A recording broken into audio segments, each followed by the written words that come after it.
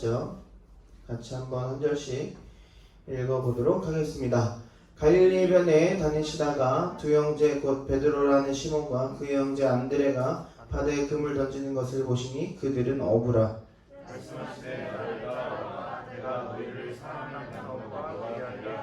다같이 그들이 곧 그물을 버려두고 예수를 따르니라. 아멘. 오늘 말씀의 제목은 예수님의 제자 되기라는 제목입니다. 같이 한번 읽어볼까요? 예수님의 제자 되기. 오늘 이 마태복음 우리가 잘 알고 있는 이 성경 본문을 가지고 여러분들과 같이 말씀을 나눠보려고 합니다. 자, 우리는 모두 예수님을 따르는 사람들이에요.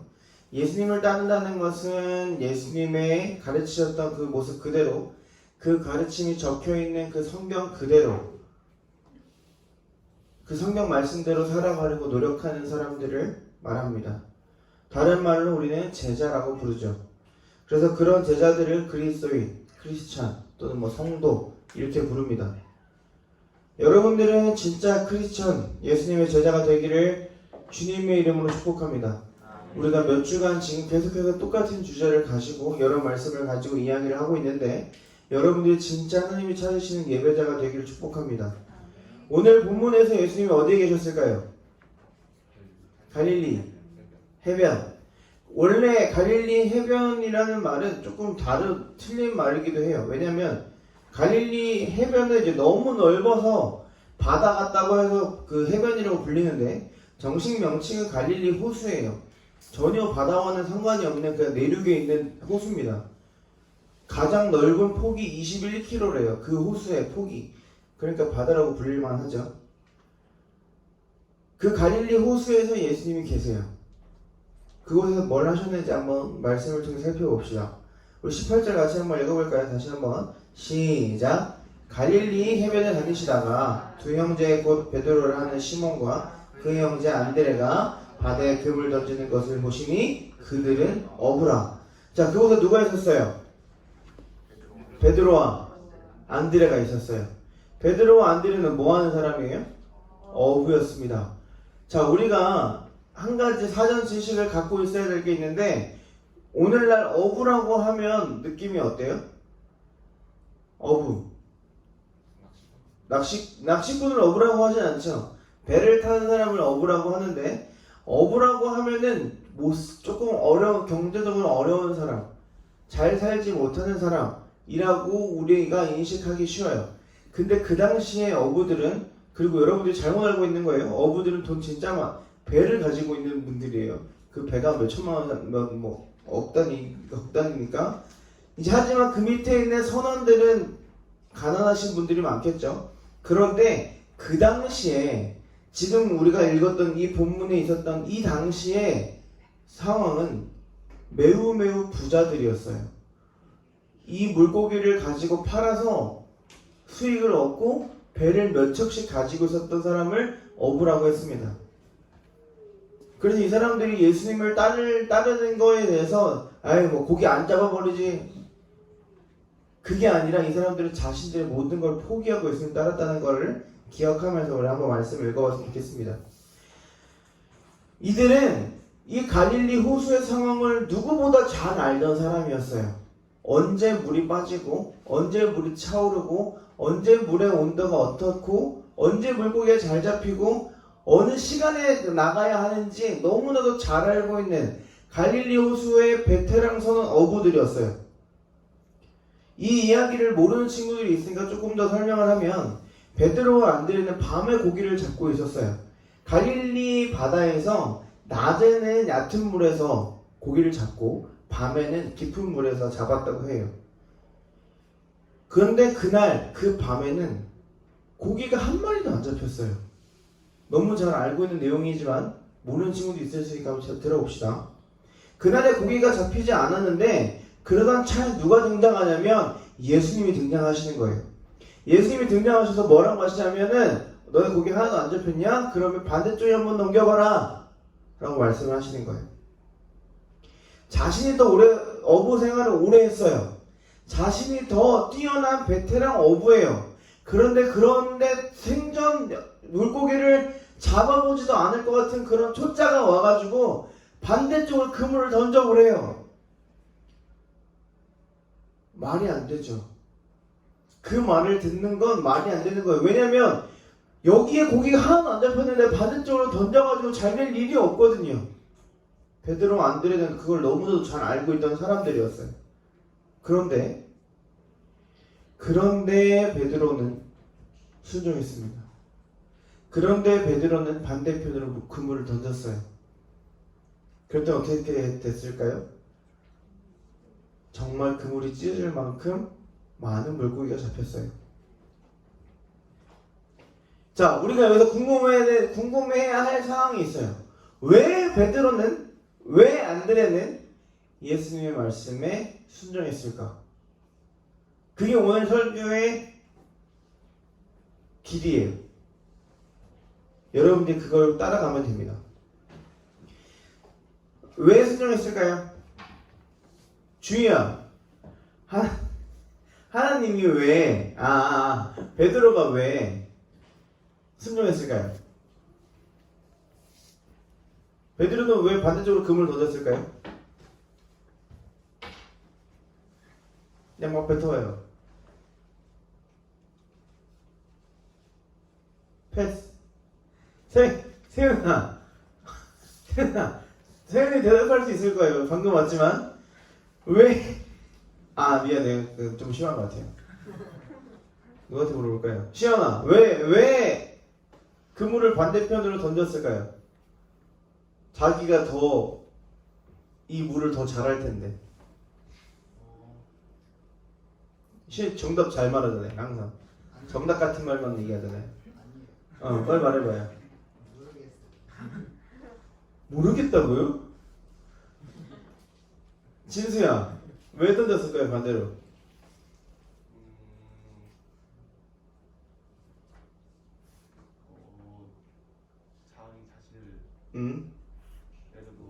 자기 자신 내려놨어요. 오늘 진수도 성경 정말 정답을 이야기했네요. 정답 같은 말이었어요. 너무 어렵게 생각할 필요가 없어요. 왜 예수님의 말을 듣고 베드로는 반대편에 물고기를 던졌을까? 형쌤 대답해줘요. 네. 왜 그랬을까요? 안 잡히니까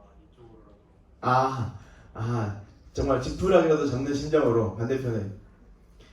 우리가 여기서 봐야 할 거는 딱 한 가지예요.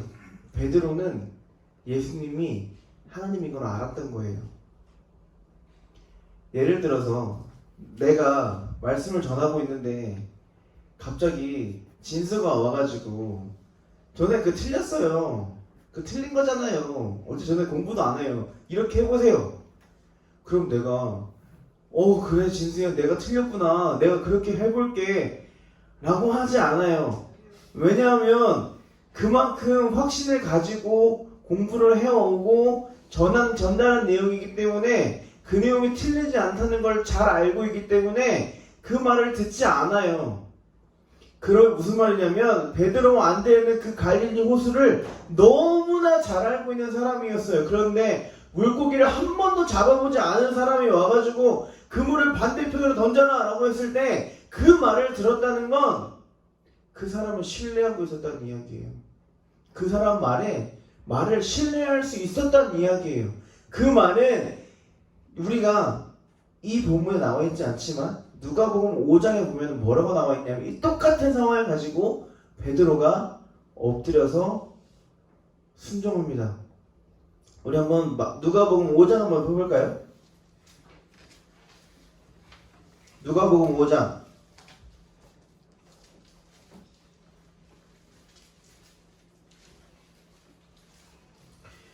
5절 같이 한번 읽어볼까요? 누가복음 5장 5절입니다. 같이 한번 읽어보도록 하겠습니다. 시작. 시몬이 대답하여 이르되 선생님, 우리들이 밤이 새도록 수고하였으되 잡은 것이 없지만은 말씀에 의지하여 내가 그물을 내리리이다 하고. 아멘. 우리가 자꾸 성경을 똑같은 상황을 여러 사람이 썼어요. 성경을 잘 읽어볼 필요가 있어요. 우리가 아까 그 마태복음을 읽었을 때는 예수님이랑 예수님이랑 베드로가 처음 만난 것처럼 갑자기 예수님 뜬금없이 등장해가지고 그물을 내놓으라 이렇게 한글로 나와 있는데 누가복음을 보면 정말 조금 더 상세하게 나와 있어요. 예수님과 베드로와 안드레는 그리고 그 무리들은 배에 오르기 전에 같이 교제했어요. 같이 밥을 먹고 교제를 하다가 이제 베드로가 이제 고기 잡으러 가야겠어요. 근데 저번 아까 잡았는데 하나도 안 잡혔어요, 예수님. 그런데 예수님 뭐라고 하세요? 4절에 깊은 데로 가서 그물 내려 고기를 잡아봐 라고 하신 거예요. 근데 5절에 뭐라고 읽겠어요?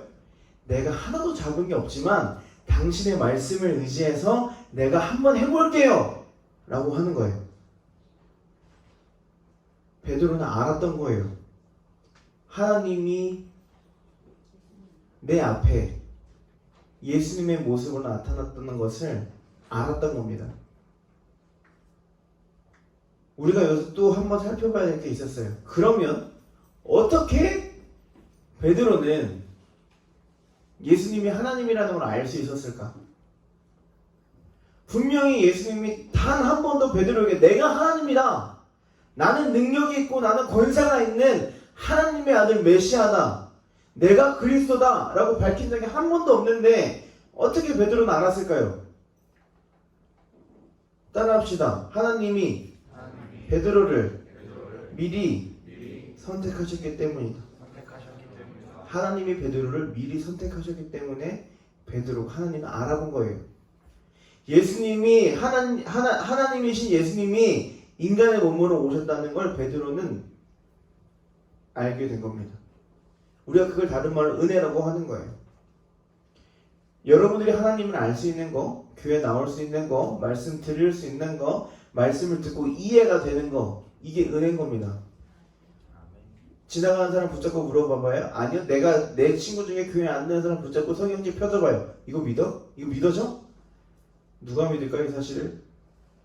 반대편에다가 그물을 던졌더니 고기가 많이 잡혔대요. 그럼 그 사람은 이 상황을 과학적으로 이해하려고 할 거예요. 근데 여기 그 누구도 과학적으로 이해하려고 하는 사람 없어요. 왜냐하면 이게 하나님 말씀 자체이기 때문이에요. 여러분들이 그거를 하나님의 말씀 그 자체로 볼 수 있는 이유 자체가 은혜라는 겁니다. 여러분들을 하나님이 선택하셔서 이해할 수 있는 거예요. 여러분들이 하나님을 아는 방법, 사랑하는 방법, 하나님이 여러분들을 선택하셨기 때문에 가능한 겁니다. 하나님이 나를 선택하지 않으셨다면 나는 예수님이 나를 사랑하신다는 거, 나를 위해 부활하셨다는 그 사실이 아니라 그냥 신화에 불과한 얘기가 될 거예요. 정말 미스테리한 이야기, 그런 이야기가 될 거예요. 중요하게 잊지 말아야 할 것은 여러분들이 믿고 싶어서 믿어지는 게 아니라는 거예요. 나의 의지와 상관없이 믿어지는 겁니다. 왜? 하나님이 여러분들을 선택하셨기 때문이에요. 여러분 예수님의 부활을 믿으십니까? 난 예수님의 부활을 믿어요. 손. 그쵸? 다 들었죠? 안 듣는 사람이 있는데. 그게 여러분들이 손을 들 수 있는 거, 이 용기가 있는 거, 그게 하나님이 여러분들을 선택하셨다는 증거입니다. 그 사실을 믿고 살아가는 여러분들이 되길 축복합니다. 다시 본문으로 돌아올까요? 예수님은 이미 창세전에 그들을 선택하셨어요. 그런데 이제는 실제로 그 사람들을 부르고 계시는 장면이 오늘 본문 19절입니다. 다시 돌아올까요? 오늘 본문으로 돌아와서 마태복음 4장 19절 한번 읽어보도록 하죠. 19절입니다. 시작. 말씀하시되 나를 따라오라 내가 너희를 사람을 낚는 어부가 되게 하리라 하시니. 아멘. 자, 19절 읽었는데 예수님 뭐라고 말씀하시냐면 나를 따르라고 말씀하세요. 내가 너를 통해서 사람을 낚을 것이니 나를 따라오라고 말씀하시는 거예요. 내가 너를 통해서 사람을 건져낼 거니까 나를 따라오라고 말씀하시는 거예요. 어부는 뭐 하는 사람이에요? 물고기를 건져내는 사람이 어부인 거예요. 물고기를 낚는 사람이 어부예요. 그러면 사람을 낚는 어부가 되게 하겠네요. 뭐 하겠다는 거예요? 사람을 건져내겠다고요. 죽음 가운데 있는, 죄 가운데 있는 사람을 하나님의 말씀으로 건져내는 사람을 내가 너로 하겠다는 거예요. 내가 너 선택했다는 겁니다.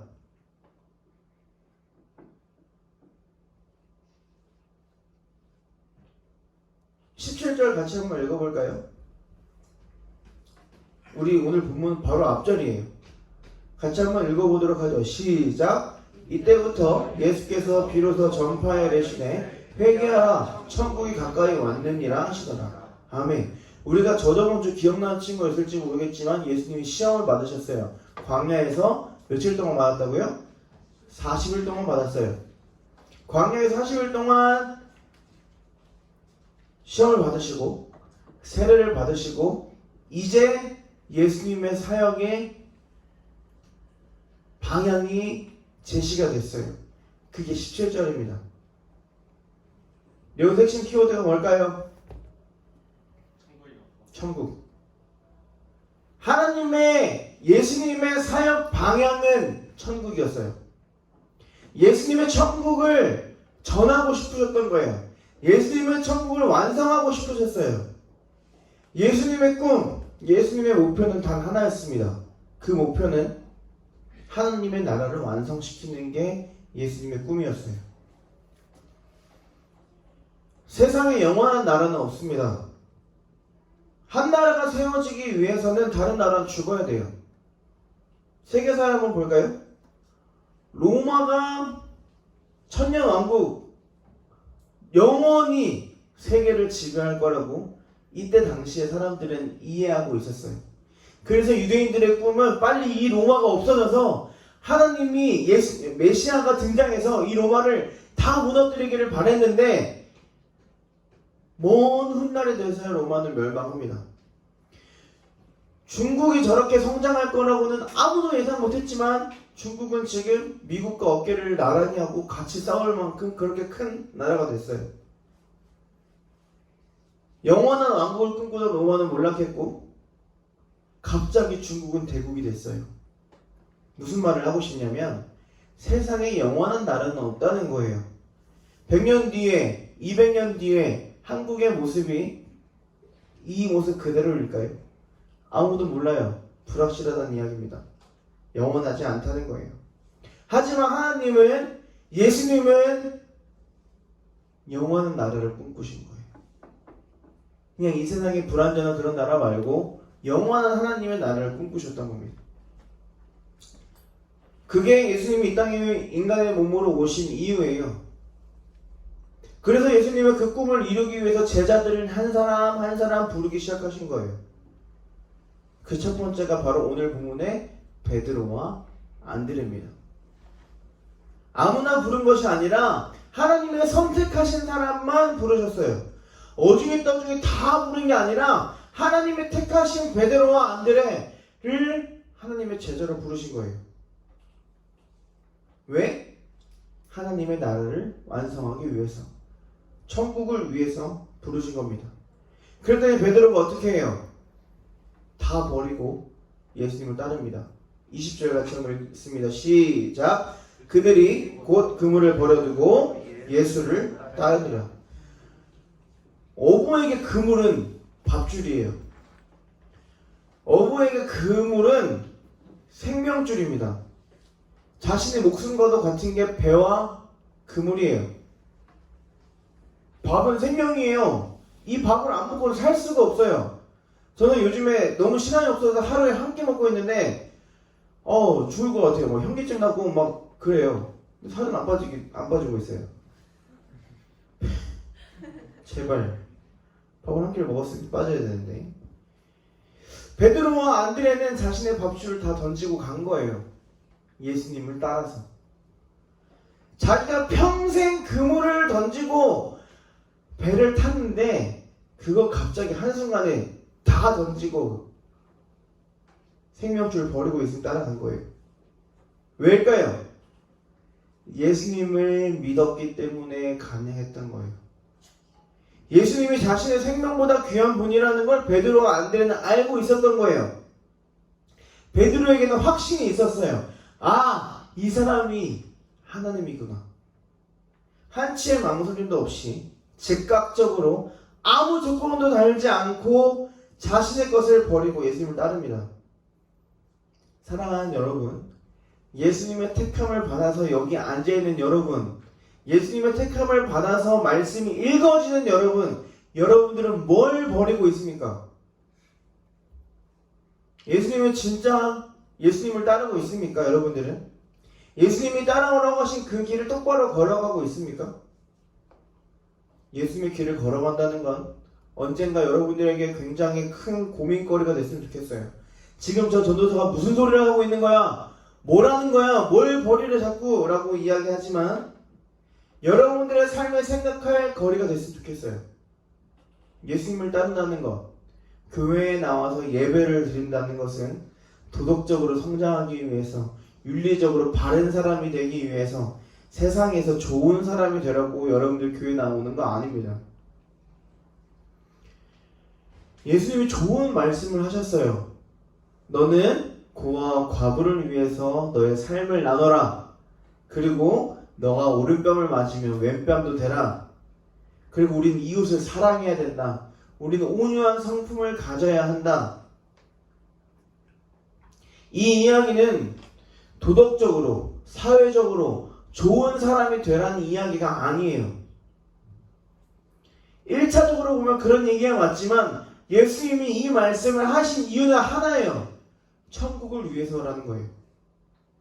고아와 과부를 위해서 삶을 나누는 것도, 오른뺨을 맞으면 왼뺨을 대는 것도, 우리가 이웃을 사랑해야 하는 것도, 우리가 천국을 나타내기 위해서 너가 먼저 세상에 선한 사람이 되라는 겁니다.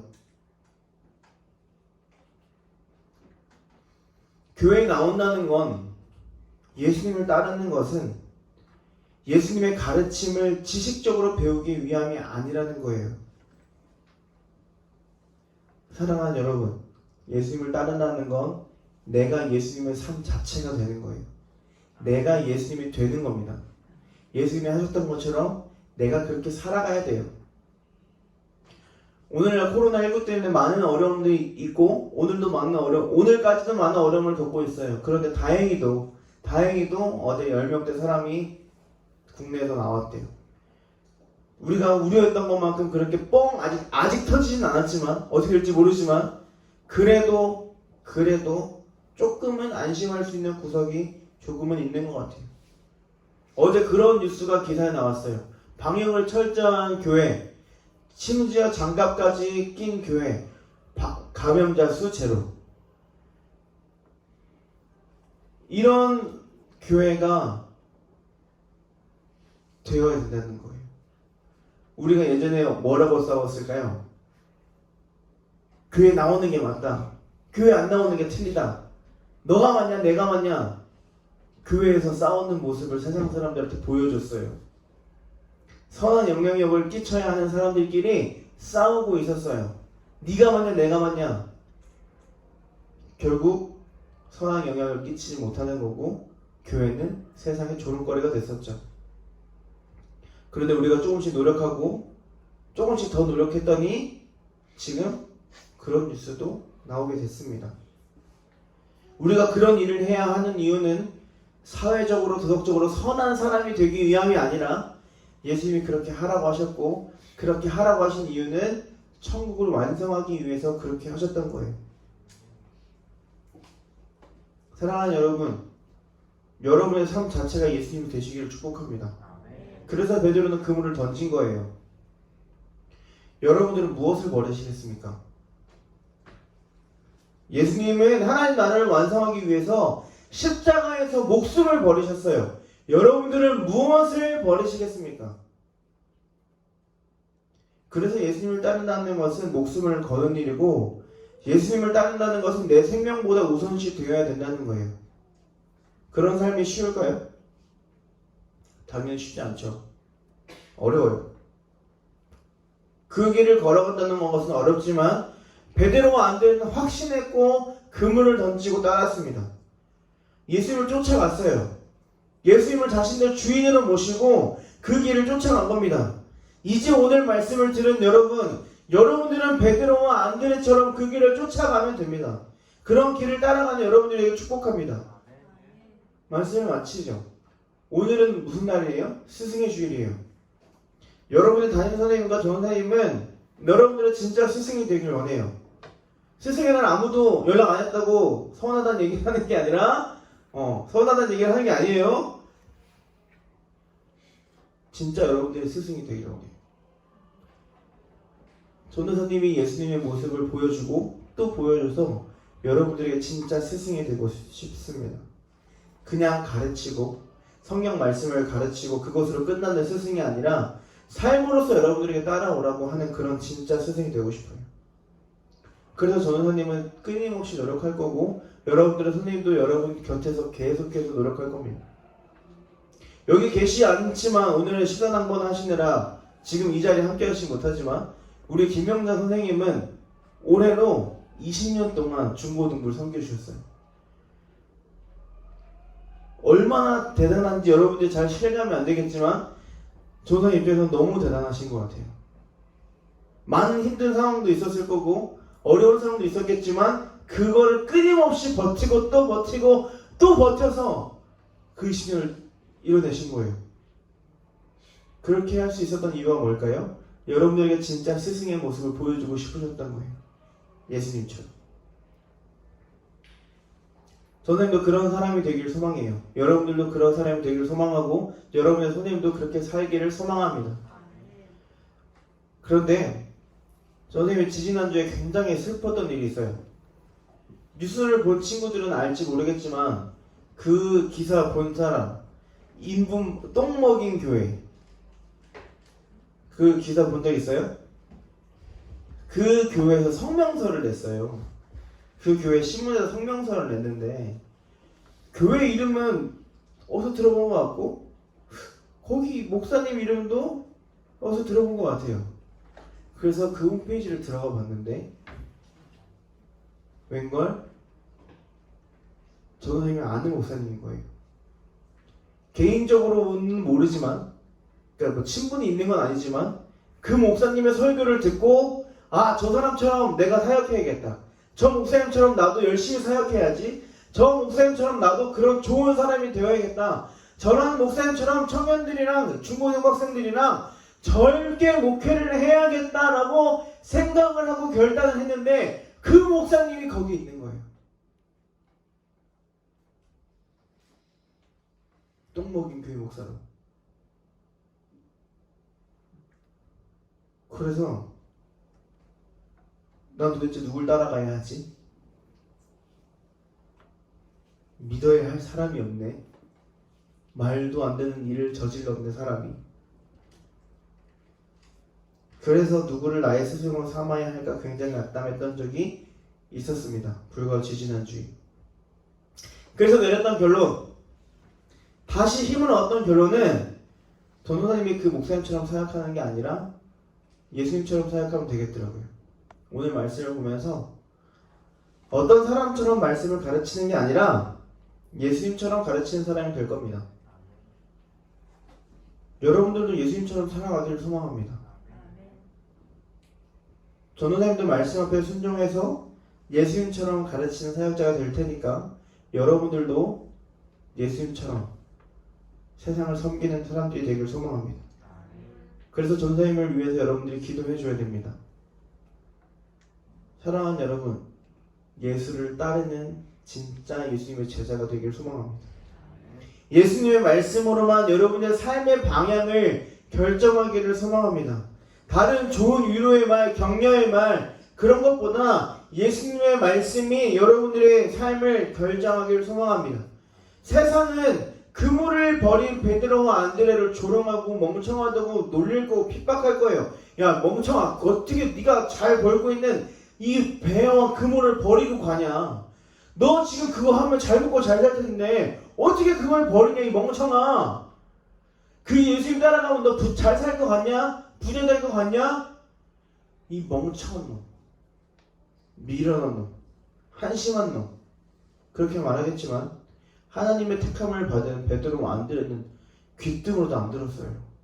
그냥 예수님 따라가는 게 좋았던 거예요. 예수님 따라가는 거에 확신이 있었어요. 그래서 즉각적으로 순종했습니다.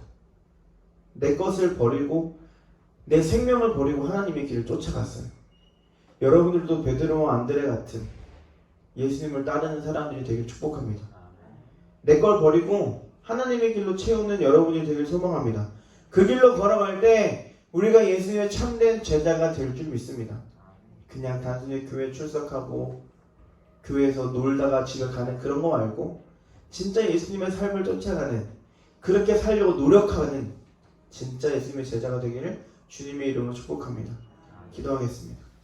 하나님, 우리가 예수님의 제자가 되기 위해 교회로 모였는데 언젠가부터 교회에 오는 것이 놀러오고 친구 만나러 오고, 물론 그것도 중요하지만 우리가 본질을 잊지 않게 하시고 교회에 와서 하나님의 말씀을 듣고 그 말씀을 듣고 세상 가운데 예수의 향기를 알리며 살아가는 우리 중고등부 친구들이 될 수 있도록 인도하여 주시옵소서.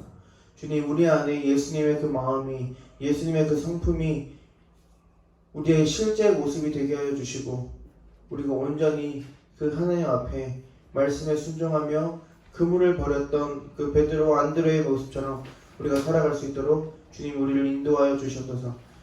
주님, 우리가 예수님을 따르기를 소망합니다. 우리의 평생 동안 예수님을 따르기를 소망합니다. 우리의 말씀으로만 예수님의 삶의 방향, 우리의 삶의 방향을 결정하기를 소망합니다. 세상 우리를 미련하다고 한심하다고 하지만 우리는 하나님이 우리의 진짜 하나님임을 알기에 그 확신을 가지고 세상 가운데 살아가기를 소망합니다. 주님, 우리의 삶을 인도하여 주시옵소서. 코로나19 때문에 많은 어려움이 있습니다. 또 오늘 많은 친구들이 함께 오지 못했는데 주님, 이들의 발걸음을 주님께서 만져주시고 함께 나와 예배하는 그날을 꿈꾸며 살아갈 수 있도록 주님 우리에게도 힘과 용기를 더하여 주시고 그들에게도 예수님의 끈을 놓지 않을 수 있도록 힘과 은혜를 더하여 주시옵소서. 또한 이제 또 계약도 얼마 남지 않았습니다. 그 계약도 무사히 잘 치러질 수 있도록 인도해 주시고 또 우리 고3 친구들 그 가운데 많은 불안감에 쌓여 있을 텐데 주님 그들에게도 평안함을 허락하여 주시옵소서. 주님께서 언제나 우리와 함께 해주심이 있습니다. 우리가 그 확신을 가지고 살아가기를 소망합니다. 예수님의 이름으로 기도하옵나이다.